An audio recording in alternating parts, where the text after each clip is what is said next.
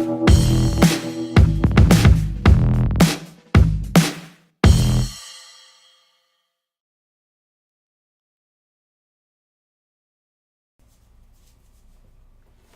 Castlevania is a huge hit for the anime series. Good night, everybody. Fair enough. So, Hi, I'm Card Dreamer. I'm Ash, the D-Class hero. And this is a discussion about the possibility of a Zelda anime series from the creators of the Castlevania series. Right, so why are we discussing this today?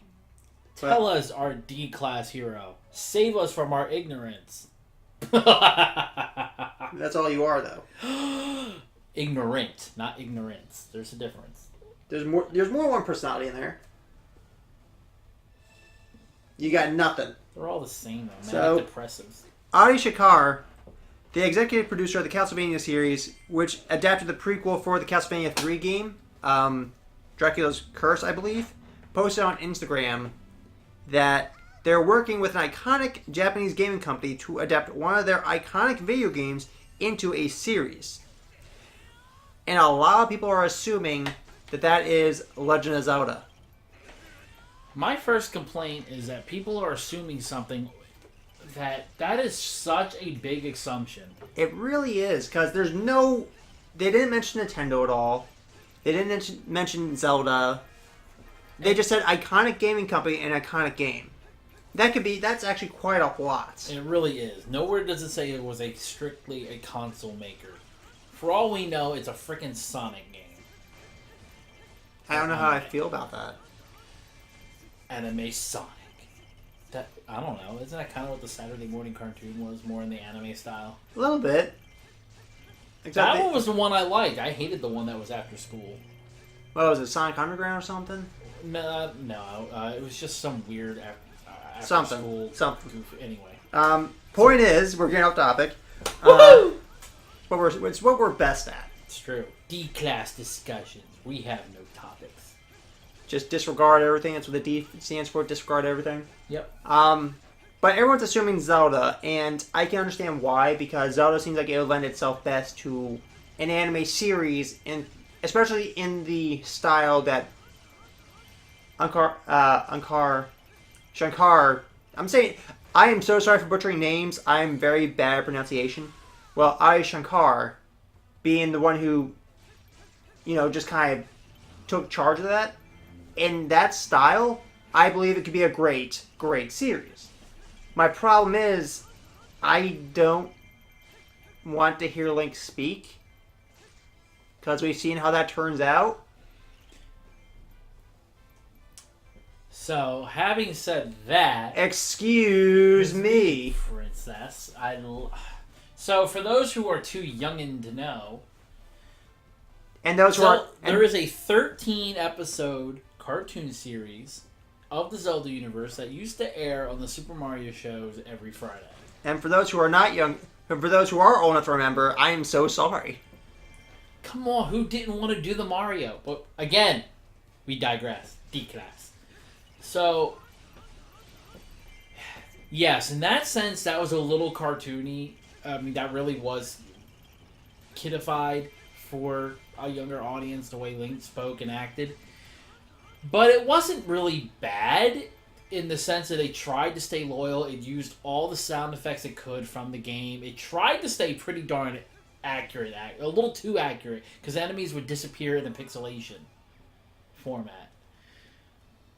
However, there is a variant of that universe with all the voice actors still intact that was actually good. That he was not a goofball. Do go on. I don't know if you remember, there was an episode of Captain N where he met Link. They went to Hyrule. See, I never got to watch Captain N regularly, so I might have missed that one. They brought in the same voice actors. They used the same sound effects. And I think it was meant to be in continuity. However, the art style was done more serious. It was actually based on the adventures of Link, so it was that storyline. So the second game. Yes. And it didn't have quite the goofiness that you remember from the Super Mario show. It's sad to say Captain N was the more mature of the two cartoons. The sad part is, I'm old enough to remember this. well, yes, there's that. There's always that. You are that old. The sad part is that they chose The Adventures of Link, which was a hard game. So I'm guessing that's why it's so serious. He just got tired of dying and sent back to the start. Wow. Possibly. The sadder part was there was actually a jealous rivalry going on between Captain N and Link. But it actually the show was much. That episode was darker. That version of Link, that world that they are in, was a darker world, and I can see in that sense, Link speaking was not a problem.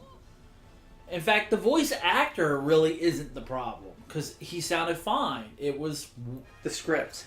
It was a script, and if it was kiddified or more serious.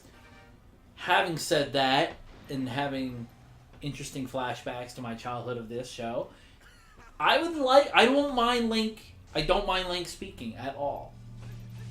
See, that's where we kind of disagree then, because the one thing that makes Link iconic is that he can pretty much say so much without actually saying anything at all.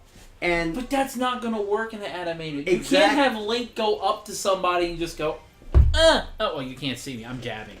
So you can't just have him like tap a person on the shoulder and they magically know what to tell you and what you're asking. Well, here's the thing, though.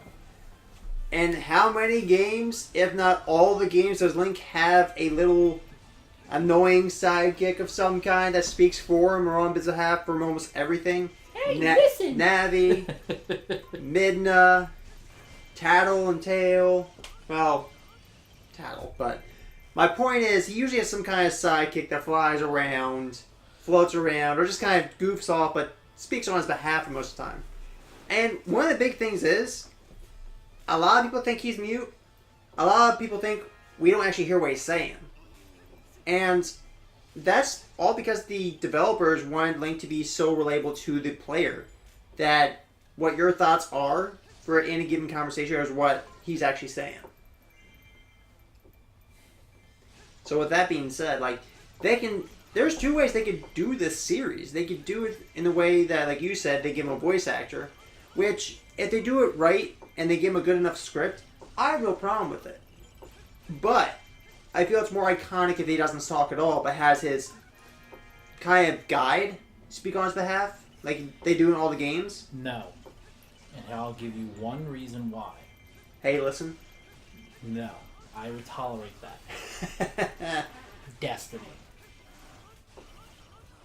Because your character does not speak in Destiny at all, and it's obnoxious that the ghost does all the talking. No, they actually kind of made a note of that in Destiny 2 with Kay's like, just say something, and the ghost cuts him off. Right. True. But I don't see why there can't be a balance between the two. If Link's by himself, he doesn't have to talk. That's when the artistic license can come in, and you can have it can be conveyed through action, through symbolism and everything you're seeing on screen. He doesn't have to talk. And there's no reason he can't have an... That's where the sidekick come in, Navi or whoever, where maybe he just doesn't want to speak unless he has to. Which, if we're going for kind of the middle ground right there, I guess I'd be fine with that. I don't want Link to talk more than... I don't want him to be super talkative is what I'm saying. I don't see Link as a super talkative person. I don't think he has to. I don't think he needs to be super talkative because, let's be honest, most of his... good parts of his journey are of solace. He's not with anybody other than his sidekick. So he doesn't have to speak. He screams a lot. Yes, he does. But then again, you'd probably be screaming too if you got shot with some fire. Right. So he doesn't need to speak a lot. Yes, when he's in villages, he might go... It's not going to be anything unless he has to talk to a villager. It's not going to be any... Or hit up the local prostitute and go into the house and we don't know what they're doing. Come in for a rest and your health magically fills up. The Adventures of Link. Yes. So... Now... Other than the one Hyrule prostitute he might hire... So, here's something that I kind of want to see.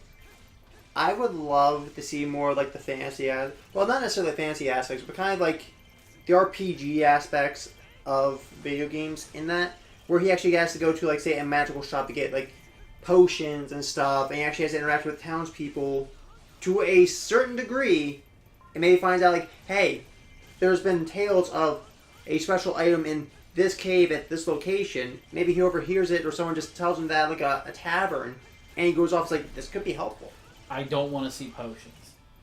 Because it will never make sense in real life why why this casual guy and a street vendor in a store, in a house, in a town is sending these life potions. Here, restore your health. And everyone's like, what am I doing that's so dangerous? I need this. However, I mean, there's nothing wrong with talking to the townspeople to go to dungeons and all that. I can argue the potion thing. Those potions could often be sold to the guards, defending the town from, I don't know, Skulltulas, Skull Kids, Stalfos. Because if you look at Legend of Zelda Ocarina of Time, at nighttime outside the castle, Stalfos and Skull Kids pop up along with Pose. Like, that castle is regularly sieged upon by the undead. That's where you can see like a guard going in for a couple of those potions, like, I'm going to need these for tonight. Alright, but then don't sell them in the town. Just make it realistic where you find them. Someplace, a vendor like that, he's going to find them in a provisional shop on a castle grounds, or someplace where there are guards, someplace where there's people who are going to do combat. Not the average village where the freaking old woman's going by to do laundry. The like the training camp or the training area where they train the guardsmen and all that stuff. That could be one place. I want to see more adventurers. Not necessarily up to Link's caliber, but just like kind of like hired hands for like, merchants. I could see that if you bring in the eagle guy from that Link's comic from the Nintendo Power. I forget his name. Oh, that guy? That guy. Guys, the one beautiful thing I see about a Zelda series is literally one season could be like one game. Potentially. I say potentially in this fact because you could spread Ocarina of Time out to be like 2 seasons and pretty much convey Link's entire journey. But you could also condense like smaller ones like, Majora's Mask to like a single season, Twilight Princess into 2, Phantom Hourglass into 1, and that all depends if you want to stick with the more mature games like, Twilight Princess, Ocarina of Time. The ones that are a little bit more, realistic in terms of design, less cartoonish. Because I feel like those lend themselves better to an anime style. Like, you could go Castlevania Dark with Twilight Princess because the game is actually visually darker. So, I mean, there are plenty of directions to go with this, which I would be intrigued. One is if they're going to address the reincarnation element of it or not, or the generational element of it, because it would be interesting to find, well, then are you going to go based by game, or can you go, certain things be taken where... How much of an artistic... what's the word I'm looking for? License? No. I mean, yes, that's actually going to be very important because whatever the game developer decides may be what actually has to happen since they own the property. How many artistic freedoms are they going to be allowed with certain things is what I wanted to say. Because they could not mention the reincarnation thing at all as an artistic freedom. I would imagine. I thought that was established that's what it really is, though, canonically. It is canonically what happens from Skyward Sword from afterwards. Which makes no sense. Have you played Skyward Sword? No, I'm just talking Twilight Princess ruined that whole thing. They did actually screw that one up. That one bothers me. I'm not going to argue with that one. But I mean, what I was trying to get at was like, if there was an item invented or introduced in one series that comes back in another generational series. Hookshot.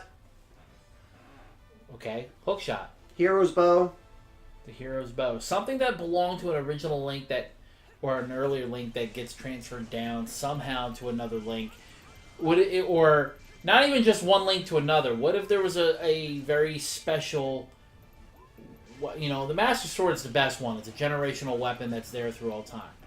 What if an episode here or an episode there isn't really dedicated per se to the current storyline, but it's a flashback? Okay, Link has to get this sword that belonged to some famous guy, so-and-so.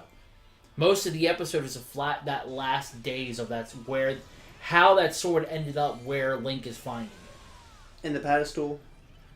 No, not even just the Master Sword I'm talking. Like, in general. Let's say he's got to get some special weapon. Say it's some freaking boomerang of the high guard, whatever, of schmuck face. You get a flashback like, okay, well, last I heard, this weapon is buried deep under here, blah, blah, blah. So half the episode, yes, is showing Link's struggle to it. But then the other half is showing the last adventure of the guy whose boomerang this belonged to, or weapon, and is showing how he died, how this boomerang ended up here. See, here's something I want kind of explained. If the items in dungeons are usually the items you need to defeat the boss, why the heck is Ganon hiding them in there? And why is it always the same thing? Why do I have to find the same boomerang in 50 million dungeons? What Seriously. Are you doing with this boomerang? The only one that was different was the Gale boomerang from Twilight Princess. And again, that goes back to your thing, like, how did it end up there? Who used it? Why is it magical? All that nonsense. I want to know these things.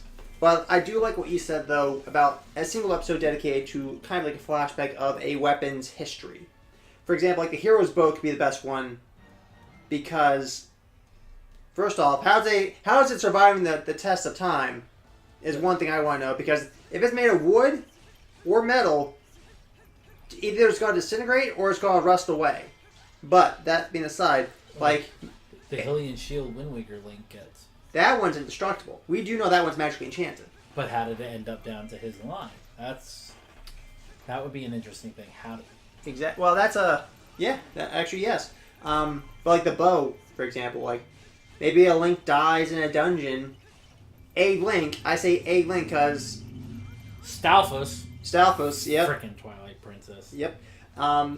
Because we don't know in between each period of Zelda game, like the time span between them. The only one where you actually have an understanding of the time span between them was a Breath of the Wild, because that actually takes place 100 years from the start of the game to when you start playing the game.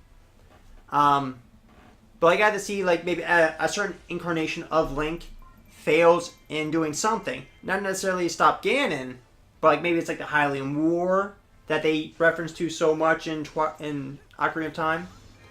And he dies going to like this, temple in the forest, for example, and just dies there because a random Stalfos, and the bow is just taken away and put into a chest or something. I want kind of something like that. I know it's kind of far-fetched, guys. That's not really canonical in all that sense, but like in terms of kind of telling an extra story we don't already know, I feel like it'd be a great artistic way to go. It doesn't even have to be with items. Stalfos is the animated bones or spirit of someone who died in the woods, right? The Lost Woods, specifically. The Lost Woods. So, okay, let's say whatever Link we're following, this is his first time through the Lost Woods. Or it's one of his few. Someplace he doesn't like to visit. And he gets lost. What if somebody... Well, no, well... not touching that one yet. But no, like, okay, so he's encountering... Or he's on the trail of the Stalfos, and he just mutters to himself, Stalfos.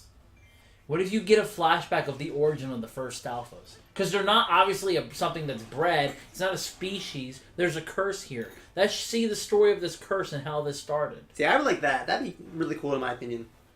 Because we know that, like, there's some dark themes in Zelda games that a lot of people just kind of breeze on over. Like, the Hylian War, from our understanding, is a super dark battle in, like, Ocarina of Time and the history before that. Like, it's a super gruesome fight. And a lot of people die. And then we get... Sweet. Yeah. Evil. And then we get to, like, the Shadow Temple in Ocarina of Time, and that was literally a torturer's ground. Like, you torture people for information down there. Like, how did you make your pizza crust so light and fluffy? Tell me! And just broke his leg. Well, like, I want to know kind of the little history things there. Like, they tell us kind of that stuff in the games, you know, little bits and pieces there and some bigger chunks spread out. But, like, I want to see it visually via flashback or something. I would be all for that. Or show us where all these ruins came from in Breath of the Wild. Or, yeah, no, I would be totally for that. I think the series could be really good. I just don't want to see it get too anime. I like the art style and direction that Castlevania took, but I don't want to see it get too anime. I don't want to see the cartoony aspects of anime. You know how they should do it? You know the animated opening for like the Smash Bros. Games where you see Link go against Pit? They need to do it like that. I don't know if I saw that.